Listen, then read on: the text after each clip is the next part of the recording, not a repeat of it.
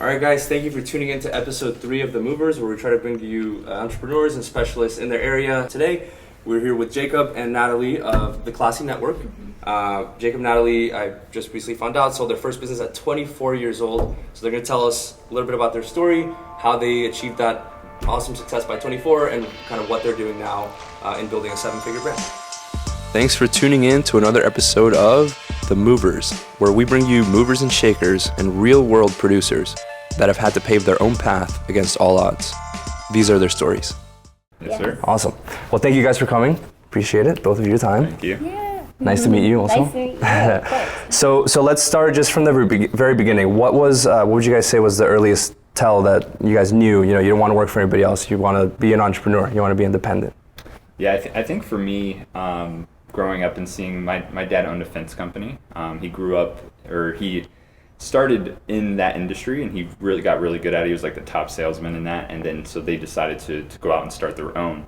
Probably wasn't the best time to do it. I think it was back in like 2008. So, but I remember working with them and really seeing how they can structure their days. We would go out and we would, it was a small business, so we would do it together. And we got to go out, work, and then go home, do what we wanted to do, and kind of schedule our days and not have anybody that we had to answer to. So I think that was my. And you were roughly how old during that time? Probably like 13 to 15. They had it for a couple of years, and every summer that's what I would do. I would go out and help them take down fences, put up fences. So it was hard work, and I think that was probably another area that really helped me in entrepreneurship, because entrepreneurship is hard work, and doing that manual labor.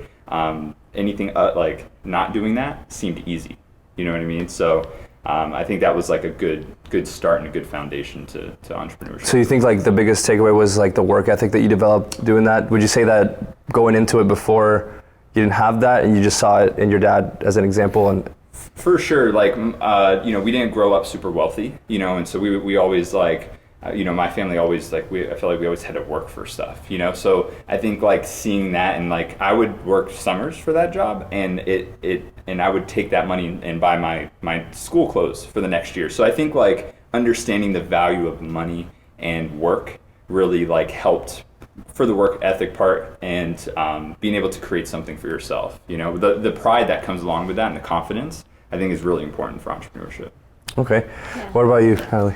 I feel like I never had these early signs of entrepreneurship or wanting, the freedom and things like that. I was really just always a good student, always did like the right thing, and I was kind of shy when I was younger. So I was like that typical Asian girl in class who was like afraid to raise her hand, and so back then like I was just doing what was supposed to happen, like supposed to go to school, supposed to get a job, do the right thing. And then when we came across like an opportunity to start a business, I didn't even think of it as starting a business. It was just like having fun, and it was teaching kids how to play soccer, and that was like my passion. So it really wasn't the thought of, this is going to be my business that's going to support me. It was like, this is a hobby. And then once I got into it is when I saw the freedom, saw that I can create what it is that I want, and then I became obsessed, and I'm like, I love this. So I like the perspective that you have of being the traditional good student, which you don't normally associate an entrepreneur with being. It's mostly like, the person in class, like selling you something in school.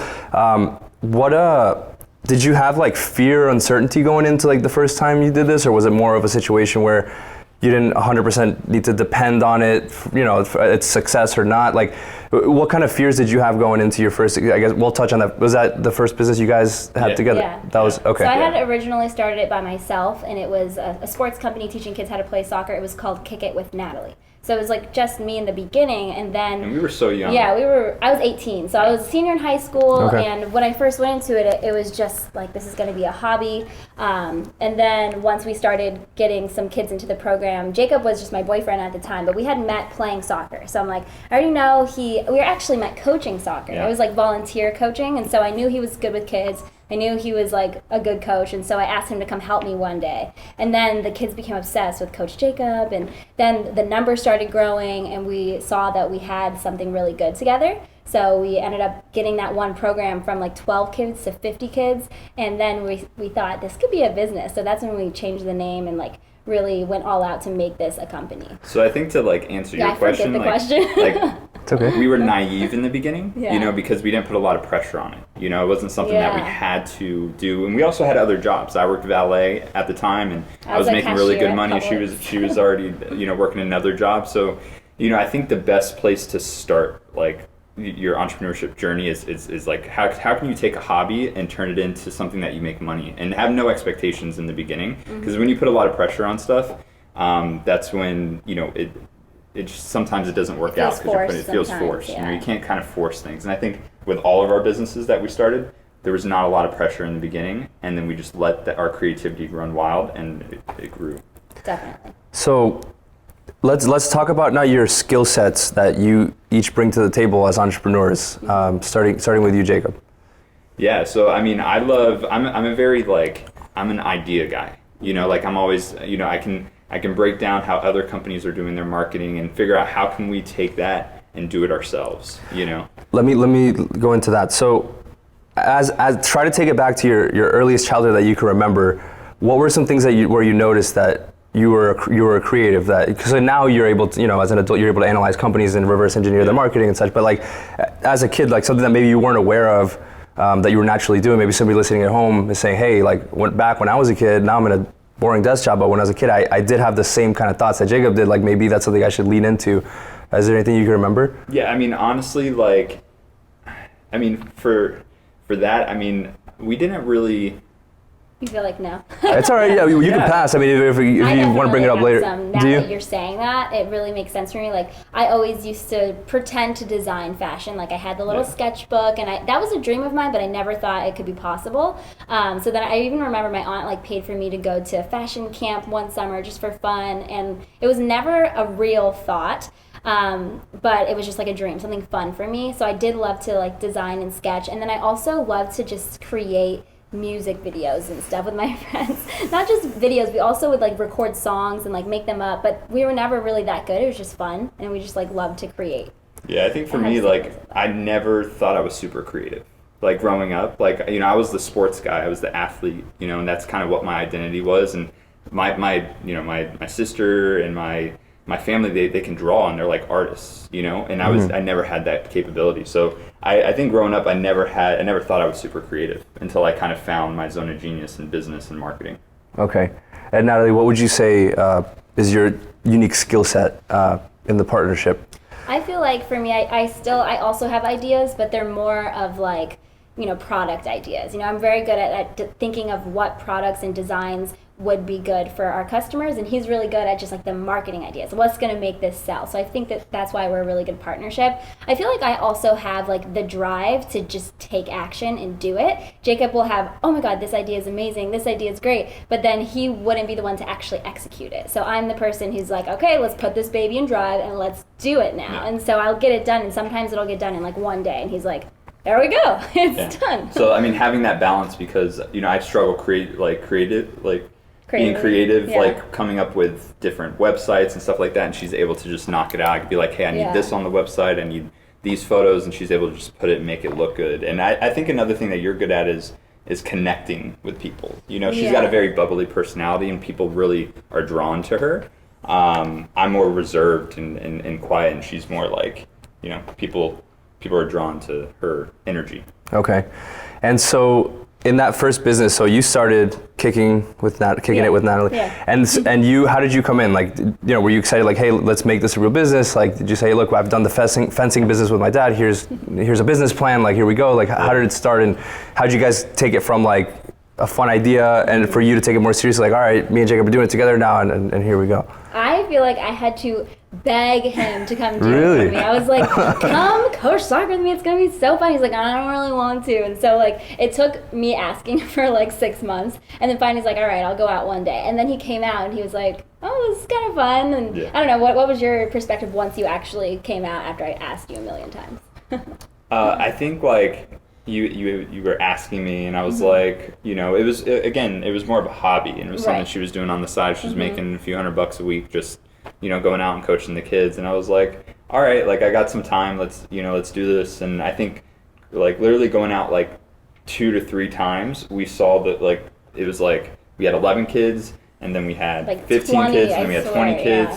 And I think it was just the mixture of our personalities, and the male and the female with the young kids. They really they just loved like it. the dynamic, I think. I think once we saw the growth, and we were making like, you know, a few $100 a week just going out for a couple hours playing with soccer with kids, and we're like, man, if we did this every day of the week, we can replace our jobs. And we're just coaching soccer for 2 hours a day. You know, so that was kind of. And so you touched on like kind of seeing the potential of what it could be, and that brings us to like having a vision, and I think that's something that like all entrepreneurs have. Yeah. And in my first interview with Jameson, we basically came to the end where like how do you have vision? How do you teach somebody to have that vision? Because I feel like maybe some people just naturally lean more into fear and realistic, the word realistic, and like just like the current situation, like, okay, yeah, I'm making a couple $100 a week, but like, let's be real, like I need to get a job and like I have a safe career and all that. What do you think inside you guys makes you different that you're able to have that vision and kind of just get excited about it and lean into it versus lean into the fear of like the uncertainty and the ambiguity of the situation? Like what do you guys think? I think we were lucky because we had really supportive family. You know, I think like we necessarily didn't even have like a supervision like for it. Like I thought I wanted to still work for myself, but I wanted to be in more of the finance area because I have family that has been very successful owning their own, you know, financial consulting businesses and stuff like that. So that's where I thought I wanted to head. But when I think like our family was like, hey, you guys just like blew up at this one school, like look at these numbers. You know, we were lucky we had that, the family support. Repeat the question again. I had something when you asked it. I don't even remember any of this.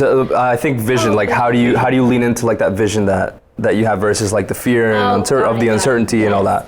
I think it's because we were able to see what was possible at so young. So like at 18, 19 years old, by the time we graduated college, we had a 6-figure business, and we were like, what? Like we were able to do that? And so we basically saw how like naive we were when we actually started the company, didn't really know what was possible, but then we were able to do what we did. So once we saw, okay, a lot of like you can do a lot of things if you just set your mind to it. I think that was like the first gate that, you know, we crossed, and after that we kind of just didn't put limitations on ourselves. You know, we realized that if I want to do it, I can do it. If I've been able to, you know, replace our income and hire all these people and just be able to sell a company, like we can continue to strive for anything we want. We just took like all of the limitations off and we just started dreaming because we realized, you know, it is possible. You just got to set your mind to it and just I go think for it. like setting small goals and hitting them kind of builds on top of that confidence because when we were able to grow that one program and then we were able to get another school and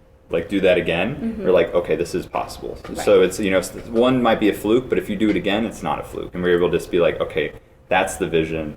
And then the vision changes all the time. You know, the vision can change weekly sometimes, you know, based off of what's happening. So I think you just got to be open to change and be okay with like being uncomfortable. So the early wins gave you the confidence to keep pushing through. Yeah.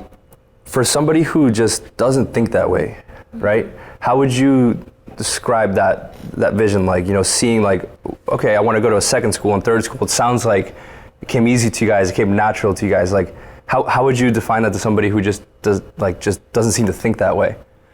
Yeah, I think like showing people examples of what people have done. I think like when I started getting into entrepreneurship, just like studying other people's journey was really big for me, and being like, this guy came from nothing like I did, and he was able to grow this massive company. So I think seeing examples of other people really helped me know it's possible. Yeah, I know, and for somebody that maybe doesn't have that support, you know, from their parents, that encouragement, you know, there's YouTube. Everybody's story is on YouTube, and you're right. Like, there's people that come from similar circumstances that you do and have made it out. And if somebody else has, then what's not to say you can't. So, I think, and I try to push this too. It's like you find your own mentors. Like, do study other people's lives and other people's stories. Definitely.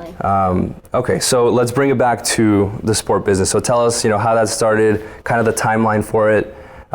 What were some of your like benchmark wins that you would say, and how did that come to an exit? And how did you guys even conceptualize the idea of, I'm going to sell my business? You know, I'm 18, 20 years old. I'm going to sell my business.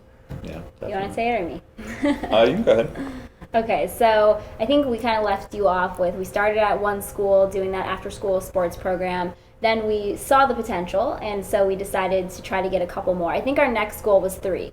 And so then we got 3, and it was just me and Jacob doing it, and we didn't quit our other jobs, but it just was more revenue, more money. And so then from there, we started hiring people. I think from there, we decided to like grow the team from just us to about 5 people, and like delegate and allow them to go get their own schools as well. So it was just like scaling and seeing the vision more and more, seeing what's possible and bringing other people along with us. So that's what we did in the beginning, and we were going to school. So we were in college, and I remember, I think for a while we were still doing other jobs, For sure. all at the same time, just because we didn't want to just limit ourselves to just doing the business at the time. Like we weren't sure if that was what we wanted to just do and cut everything else on and just focus on. But by the time I graduated college, I had that decision, like I had the choice to decide, do I want to just go all in on my sports company, or do I want to go try to get a corporate job? And nothing inside of me was exciting me about going to get a corporate job. So I was just like, okay, this is exciting. This is my first opportunity to go all in on my company for once. Like, because I was going to school, I was always doing other things. And so when that happened, Core Sports, like it did blow up when I had the time to focus on it, which was awesome. And that's when we grew to about 30 programs all over Orlando. We had over 15 coaches working for us. It was all moving and going, and it was About really 500 cool. players. Yeah, about 500 players in Orlando, and it was just awesome. It was awesome to see, and it was really fulfilling for me because I was, doing a lot of like the phone calls, the emails, like just connecting with all the parents, and it was like, wow, this is really cool. And then from there, I actually started not losing my passion, but I felt other passions inside of me that started taking over. And that was my passion for entrepreneurship. Like I saw, okay, well, if I was able to do this and nobody taught me how to do this, like that was just a signal in my head that the world doesn't talk about entrepreneurship enough. And I was really passionate about trying to bring that to more people, to let them know that it is an option, because I think a lot of people don't even know that starting their own business is something they could do. So that was another passion that was just lit inside of me, and that's what led me to starting Klassy Network on the side, like a little fun passion project. And then once that started growing, we were like, okay, what do we do with Core Sports? Because now we have like 2 things that are doing really well. Yeah, I think like with Core Sports, we had grown it to this level where we had all these coaches, we had all these programs going, and we wanted it to be bigger. We had bigger like ambitions and goals, and we knew with that business that like it was going to be years to get it to where we wanted to get it, and we started to lose that. I think that passion for it to wake up and do it every day. And I think like when that happens, it's not good for an entrepreneur. That's when you can get depressed, when you can, we crave, as entrepreneurs, we crave like growth. Momentum and growth, and we felt like we were trying different models, we were trying different things.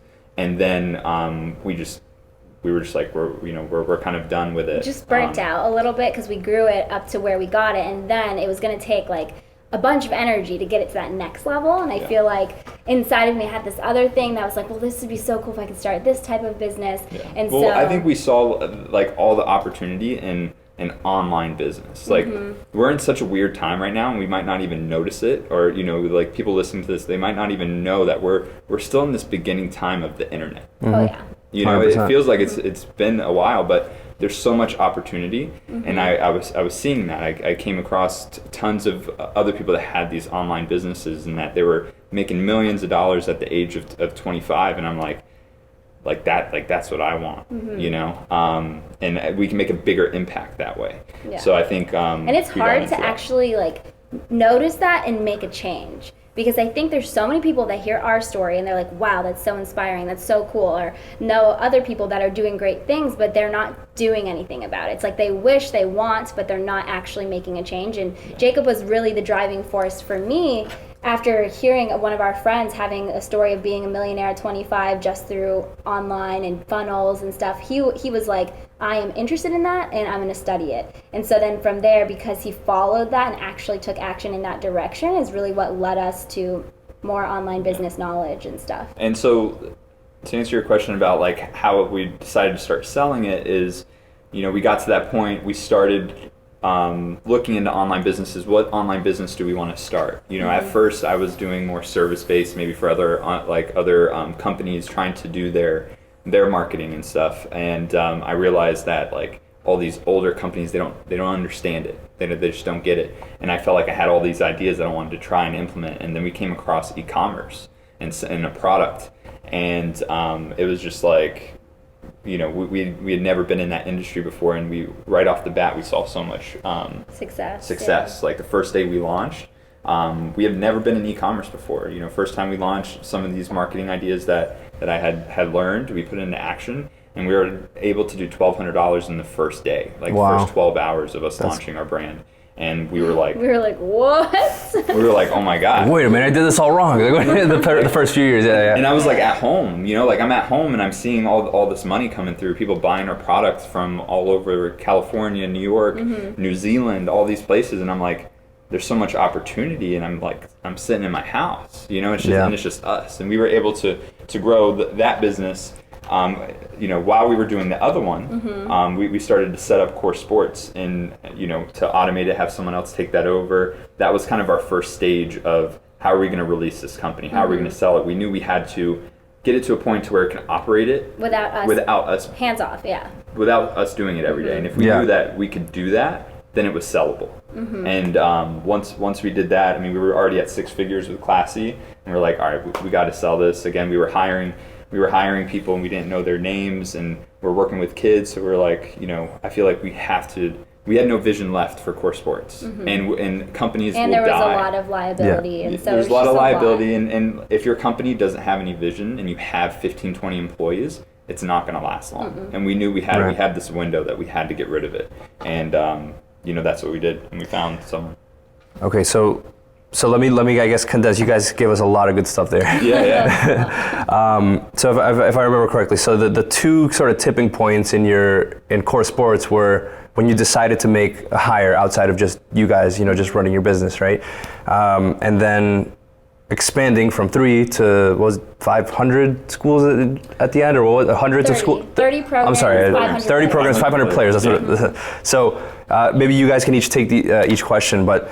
What was it like to hire? Because I think that's when people go from hobby to business, is when they decide to make that first hire, and then that second one, and there's payroll taxes, blah, blah, learn all that curve. And then how did you actually expand to the schools? Like, if you could just maybe break it down for somebody who can't ideate that. Like, so what did you guys do? Like, print a flyer? Did you go walk into the school? Who did you contact? How did you find out who you needed to talk to for this? If you guys each want to take one, you know, like how was the decision to make that first hire, and then how was the decision how the actual details of how did you expand to another location from your first 1 or 2? Yeah. So which one do you want? I'll take the first one. So I think like that first hire, like we got to a point where we were at all these schools, and we knew like we were getting schools pretty easily in the beginning. Like we would go in. So break that down. So you say that, and I love it, because like I feel like to some people things come easily where you don't have to put a lot of effort, but to others it's like, wait, how do I even, you know, how exactly how? Yeah. You know, if you were to have to answer that question to somebody who's asking like desperately, like, wait, what do you mean it was easy? Like, how did you do it? We had no idea, right? Yeah. Like we had no idea what it was to grow a company and what we had to do. We just thought of, you know, you want to take it? Well, the first step was figuring out, you know, what is the school system that we're working with. When we first started, it was just like a daycare, and we knew the owner, so it was just like really easy to make that personal connection and go. I mean, it's my aunt, the owner's my aunt. So well, that's a good point. I mean, you have to tap into your personal network first. Yeah, those are the people that are going to give you the chance without thinking twice. 100%. And then once you have that, then you get their first referral, second referral, and then you kind of get that credibility, and people come in. So that's a great point. That the personal network. As an entrepreneur, you have to be resourceful. Right. So you got to see what's in your network first. You know, and you have to kind of leverage that. And then I think leveraging your community is huge too. Yeah. You know, I'm sure even for you, like, you know, starting Nightspeed is definitely. Like, you can leverage that, you know, and people like they want to see your success. And I think we started in Hunters Creek, our hometown. So we grew up playing soccer there. We grew up doing sports there. People knew us. We had that story. So I think a big part of that was leveraging our story. Yeah, and some people are just, they don't want to ask because they're afraid of no, whatever, but those are the most likely people to say yes. So and even if they say no, then it's just a no, and you just move on. You know, it's okay to get rejected or have failures, because that's like inevitable. So I think like you have to, we identified where did we need to get that yes from, you know, and it was like, where is that yes? The yes is who's in control of these after school programs, right? And so we put together the flyer. It's like a little one pager, you know, nothing crazy. Yeah, you pulled up Microsoft Word, dropped an image in there, typed up a flyer. Exactly. It's that, you know, it's that simple. It starts that simple. Yeah. People You don't just gotta think of put that. out what you offer. Like, what can you offer? What value can you offer that school, that program? And just telling them, like, if we come to your school, we're going to provide this to your parents. And then they saw value. If they see value in it, they're going to. Right. They're gonna And then the say next yes. thing is persistence, because almost every school said no at first, or didn't really say no. It was just like maybe. And so we saw there was success in just continuing to show up and drop off the flyer again, or just go in and say hello, maybe give them a little gift, just like, oh, here's some donuts for the staff, you know, just like trying to build that connection and give value first, because if you give value first, then they're willing to listen. And so that's what we continued to do, and then it would start to work. That's another good point, that people may be short-sighted in the sense of like, ooh, we have, you know, limited resources. I don't know if I want to spend all this money on these gifts because we need it for this, and that's long-term thinking. You know, what you guys were doing is like, you know, I'm gonna get a payout at the end of this because I'm putting in work and I'm showing upfront value, and then these people are gonna, you know, see that and recognize that and then come back and want to work with us. Yeah. For sure. So that's another you know, key thing. Leveraging that you our guys did. first results. So I think like when someone else is doing something, they want to do it too. So we're like, hey, we're at this school in your area, and we have this many kids. You guys don't have a program like it. You guys should have a program like it. And they were like, yeah, let's do it, because they didn't want to be left out. So I think leveraging that first initial results is big. Yeah, and then also there was like other obstacles, you know, you can't just like make that connection. You also have to make sure you are registered with the county and all that stuff, and we didn't know that at first. So it was really making those connections and, you know, getting in front of those people, and then those people saying, well, are you set up with OCPS? And we were like, no. And so we had to figure it out, you know, we had to, okay, let's call OCPS, let's ask them, let's do the research and look it up online and be resourceful. And then we figured out how to do everything and set it all up, and then we were able to be at those schools. But you don't, like, I mean, I feel like a lot of our companies, like, we don't do the normal way. Like, we don't do all the setup first. All the setup first. We, you know, validating the product, like, especially with Klassy Network, like, we didn't even have, like, the business name. We didn't have all this stuff. We didn't have a beautiful logo. You know, like, we were just like, let's get to market and see if people want this product and want this service. And I think that's the biggest thing first. People spend so much time on the setup, and they're like, what does my website need to look like? What does my Instagram need to look like? What is this? Like, you gotta pitch your product or service and be like, okay, and people gotta be like, yeah, I want that. And if it works, then put everything else together. Then you can put that stuff together. But I think that's where a lot of people get overwhelmed, to seeing like, man, I need a logo, I need a website, I need all this stuff, but you don't. You just need to get a sale. I agree. That's a huge takeaway. And you need that MVP. You need to see how the bare bones version of what it could look like.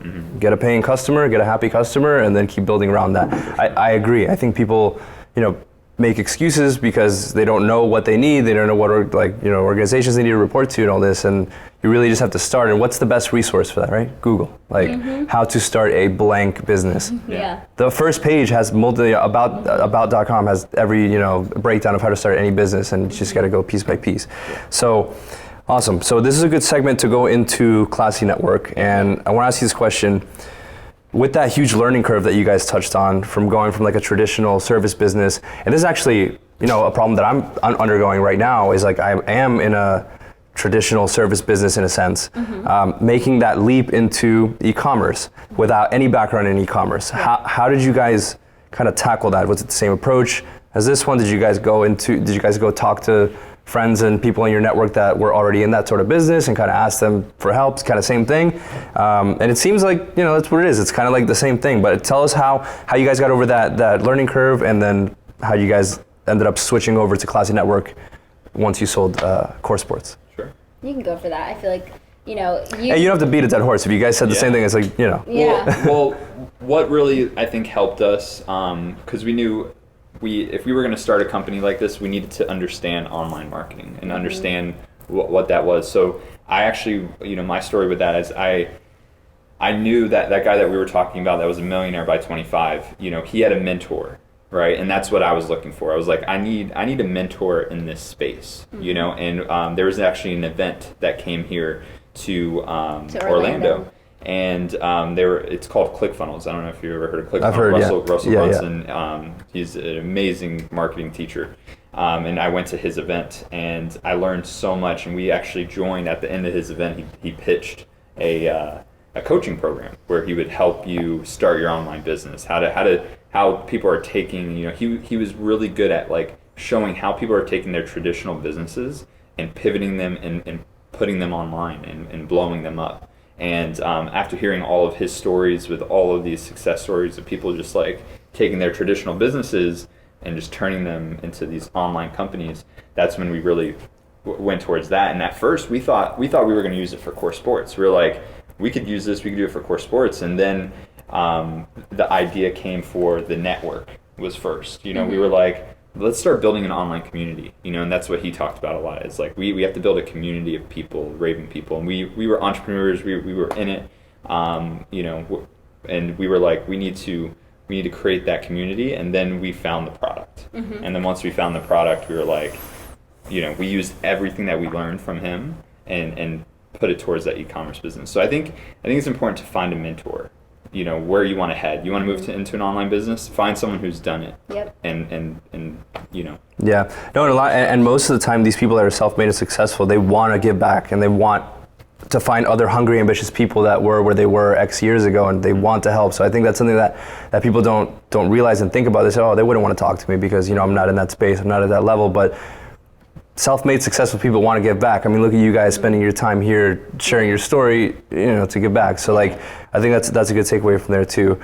And it wasn't free. It was expensive actually. And that was like a huge part of it too, is are we willing to invest in first the event, which was I think $2,000 or something for him to go to. And he really wanted to go. But he was like, I'm not going to spend $2,000 on an event. Like, that's insane. And so it took me buying the ticket for him for his birthday and just like surprising him, you're going to ClickFunnels. Because if he was never going to make that investment. And then once he got there, the investment for the program, I think was like... It was like $20,000. Yeah, and it was another just like, Jacob's like, no way, it's not happening. But I think the combination of that made us figure out like, what do we need to sell? What do we need to create to make it back? To make it back and to learn along the way. And it made you work. So I think like when you do invest in a mentor to help you, teach you, it actually makes you do the work. And that's when we were staying up like till 3 a.m. And we're like, what is it? What are we going to do? Like, let's test this. Let's try that. And I think that's what really led us into e-commerce and led us to that early success is having that mentor and then investing in something. Because if you're not invested in it, you're not going to follow through. You're not going to pay attention. You're just going to fall back on what you were doing because it's comfortable and it's easy. So that was, I think, a big part of it. Another example of you guys not leaning into the fear and leaning more into the vision of what could be. So there's another pattern that you guys have in your businesses. Awesome, guys. Well, thank you. Okay, so one more thing. Okay. How did you decide on the product, and what does Klassy Network sell? How did you guys kind of land on that? And tell us a little bit about that. So for Klassy Network, like I had said in the beginning of the interview, I had the passion to just bring entrepreneurship to more people, educate about it, and kind of just bring together ambitious women, because I feel like also a lot of like females aren't starting businesses, and so that was something I was passionate about. And so I just had the name come to me. I was just like, oh, I like the name Klassy Network. That'd be so cool. Like, everyone wants to be classy, and we're building this network, and I feel like it would be awesome. And I told Jacob about it, and he's like, that's an awesome name. Yeah, let's go for it. And so it started as a Facebook group where it was just me bringing women together. I think it got to like 200 people. And then while I was serving those women, I knew exactly who I wanted to serve. I knew I wanted to speak to young, ambitious women. And then when I came across the product idea of blue light glasses, one night I was just trying to sleep. I couldn't fall asleep because I was staring at my computer screen all day. I just closed my eyes and I saw this white screen with my eyes closed. So I knew it was from staring at the screen. And so in that moment, I did some research. I was like, why can't I sleep because of my computer?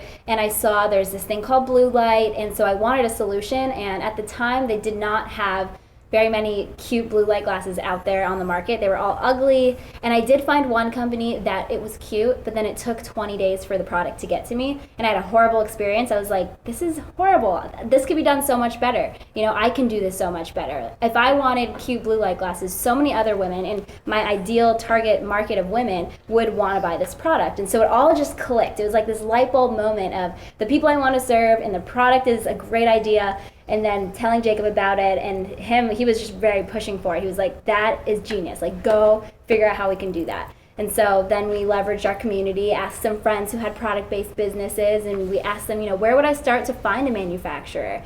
And then did some research, and then I ended up finding a manufacturer, doing a small batch of inventory for one style of blue light glasses, brought it, had the little logo on it and everything, and that was our first investment to start the e-commerce side of the brand. Yeah, I think it was easy for us to know when we knew who that person we wanted to serve was. Right. And I think that was really important. Is like we knew it was female entrepreneurs, and we knew that they would love these glasses because that's who she was, and she wanted the glasses. So Right. I think that helped a lot.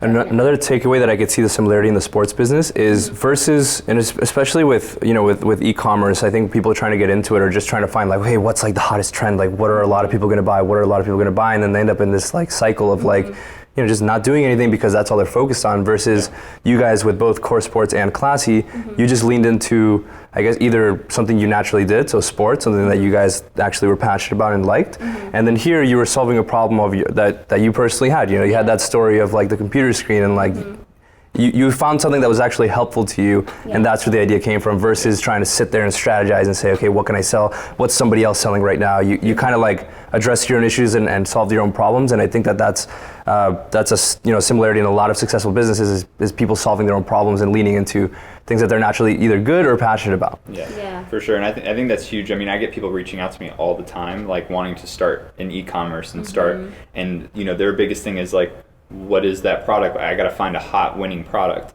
and it's not that. And I always tell them that. I'm like, what is your story? What do you like to use, and what can you make better? Say you like to skate, right? Maybe you're an artist and you can create like beautiful design skateboards, right? And that could be a business right there. There's so many successful people doing that, and you could do that as well and bring your own twist to it. So I think it's really just going back to what you like, and then figuring out how you can bring something that you're passionate about. Because if you're not passionate about it, it's like it takes so much effort as an entrepreneur, and it takes so many, like you're gonna fail so much. So if you're not passionate about the product and about like who you're trying to sell to and serve, then it's not gonna work out. Yeah, exactly. Great point. All right, guys. Well, to wrap up, first of all, thank you so much for your time sharing your story. I'm sure there's a lot of good takeaways. I want to ask you each one last question to close out with. Natalie, you first. What drives you to be successful, and what do you want to be remembered for? Good question. I think what drives me is the impact that I'm already starting to make. With being in the online space and using social media, I've been able to connect with so many women and men, like people from all over the world who are just telling me that our story is inspiring them or that they love our products. And I feel like that is the one thing that just makes me wake up every day and just makes me want to keep going. And I feel like that's what a lot of people, like that's when you feel really fulfilled, is when you see that you are making a difference and making an impact in someone's life, even if it's just one person. I don't have a huge following, but I do have like a handful of people that really are looking up to me, and it keeps me moving every single day. So what I want to be known for is just bringing, I think, entrepreneurship to more like mainstream, like letting people know that this is a thing, and hopefully changing the education system so that entrepreneurship is talked about more. It's something that a lot of people end up choosing and doing because I feel like it is so fulfilling. And even if it's a small business, it doesn't have to be this giant multi-million-dollar company. It can be something small and be so fulfilling for someone. And I think that a lot of people just get stuck in the traditional route, and I feel like I want to shine more of a light on that. Okay, awesome. What about you? Repeat the question. What drives you, and what do you want to be remembered for? Yeah, so, what drives me is, I think a lot of the same things. People reaching out to us daily, like saying, it's amazing what you guys have done. Even people back in high school, they're like, people, they get so stuck in what they're doing every day, and then they see you doing stuff, and moving forward, and it inspires them, and people reach out to us constantly and are like, your story's so inspiring. So I think that really moves us forward and moves me forward. And for what I want to be remembered for, I think just like changing, like being part of a movement, changing people's way of thinking and thinking about how they can live their life. They don't have to go and sit in an office. Like, we can leverage what we've been given to us. Like right now, we've been given the internet, and like it's probably one of the most amazing times to grow up and to be an entrepreneur.